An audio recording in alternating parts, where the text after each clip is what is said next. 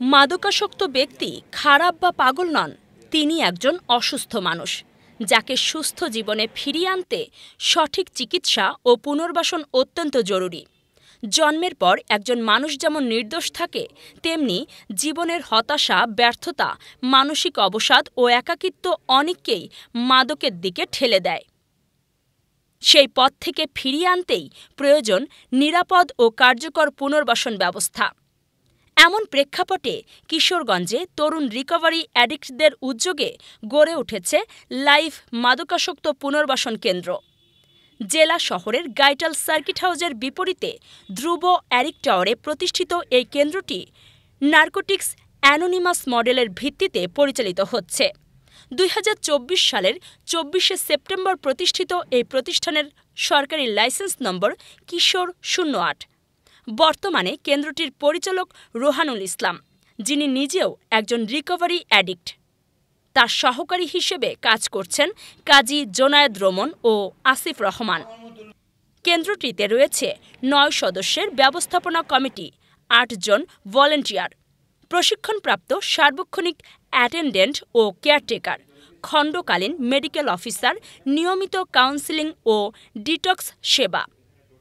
ভাড়া বাড়ির ৬টি কক্ষে বর্তমানে ২৩ জন রোগী চিকিৎসা নিচ্ছেন। কেন্দ্রটিতে রয়েছে শীতাতপ নিয়ন্ত্রিত কক্ষ, প্রয়োজনীয় মেডিকেল ইকুইপমেন্ট, মেডিসিন গ্যালারি, সুসংগঠিত বেড সিস্টেম, ক্লিনিক্যাল ও রিক্রিয়েশনাল থেরাপি, পাশাপাশি ধর্মীয় অনুশাসন পালন ও নিয়মিত শরীরচর্চা এখানে চিকিৎসা প্রক্রিয়ার অংশ হিসেবে গুরুত্ব পাচ্ছে। সম্প্রতি মাদকদ্রব্য নিয়ন্ত্রণ অধিদপ্তর কিশোরগঞ্জ জেলার সহকারী পরিচালক প্রতিষ্ঠানটি পরিদর্শন করে সন্তোষজনক মতামত দিয়েছেন। মাদকমুক্ত সমাজ গড়ার পথে এ ধরনের উদ্যোগ নিঃসন্দেহে কিশোরগঞ্জবাসীর জন্য আশার আলো হয়ে উঠছে। আমি লাইভ মাদকাসক্ত পুনর্বাসন কেন্দ্রের সহকারী পরিচালক। আসলে রিকভারি আমার লাইফে ৬ বছর রানিং, আর আমি ৬ বছর সুস্থ থাকার পরে সহকারী পরিচালক হিসাবে আমাকে এই জায়গায় আমন্ত্রণ করছে লিমন।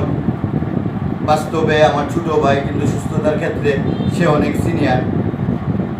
আমি খুব উৎফুল্ল সহকারে সুস্থ থাকার জন্য নিজে পার্টনার হই, সহকারী পরিচালক হই। আসলে সুস্থ থাকার জন্য কিশোরগঞ্জের মানুষদেরকে রিকভার লাইফ পালন করার জন্য আমরা একসাথে কাঁধে কাঁধ রেখে চলার জন্য, সুস্থ সুন্দর সমাজ গড়ার জন্য এই সেন্টার দিয়েছি। আমাদের এই জায়গায় কোনো রিকভারি সুস্থতার ক্ষেত্রে কোনো সত্য নাই। আসুন আমাদের সাথে কথা বলুন, যারা অন্য অন্য সেন্টারেও সুস্থ আছেন আসুন, কাউন্সিলিং করুন।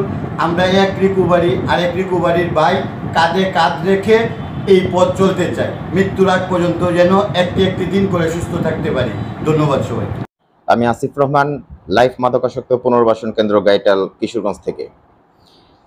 বাংলাদেশে বর্তমানে মাদকাসক্তের পরিমাণ যেই হারে বৃদ্ধি পাইতেছে, এই হারটা অবশ্যই একটা অ্যালার্মিং রেট, এটা একটা আশঙ্কাজনক হারে বৃদ্ধি পাইতেছে এবং এটাকে নিয়ন্ত্রণ করার মতো তেমন কোনো উপায় আসলে আমাদের নাই।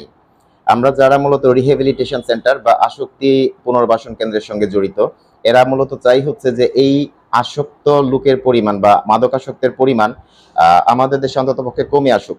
কারণ প্রতি বছর বাংলাদেশে যে ৮৩ লক্ষ মাদকাসক্ত, এরা জীবন থেকে দূরে সরে যাচ্ছে।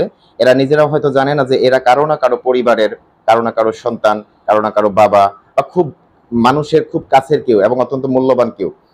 হয়তো দেখা গেছে যে পরিবারের মানুষজন তাদেরকে খুব বেশি ভালোবাসে, শুধু তারা নিজেদেরকেই ভালোবাসতে পারে না। এই জিনিসটা ওদেরকে বোঝানোর জন্য বাংলাদেশে সর্বমোট মাদকদ্রব্য নিয়ন্ত্রণ অধিদপ্তরের পরিসংখ্যান অনুযায়ী ৪২৩টা মাদকাসক্ত নিরাময় কেন্দ্র রয়েছে এবং রোগীর সংখ্যা হচ্ছে প্রায় ৮৩ লাখ। অর্থাৎ ইন অ্যাভারেজ বাংলাদেশের প্রত্যেকটা মাদকাসক্ত নিরাময় কেন্দ্রের পেছনে প্রত্যেকটির পেছনে ২০,৭৫০ জন করে রোগী রয়েছে।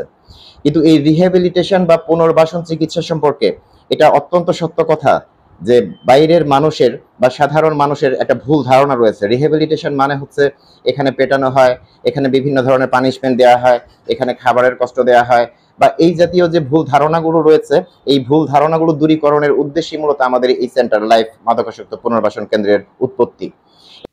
মোহাম্মদ জোনায়েদ হোসেন জুয়েলের তথ্য চিত্রে কাজী সাইমা, চ্যানেল 21, কিশোরগঞ্জ।